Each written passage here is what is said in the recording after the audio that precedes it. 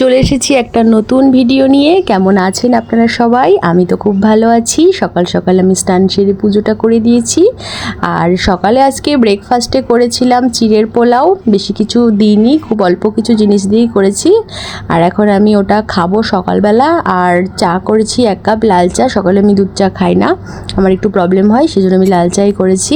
এখন যাব একটুখানি বাগানে। এখানে গিয়ে দেখলাম একটা ছোট লেবু গাছের চারা লাগানো হচ্ছে। আর আমাদের বড় লেবু গাছ আছে, সেখানে অনেক লেবু হয়েছে।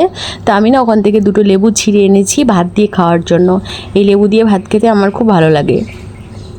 দুপুরে রান্নাবান্না করেছি, আজকে দুপুরে রান্নাবান্না করেছি পুঁই শাকের তরকারি আর মাছের ঝোল, ব্যাস এইটুকু।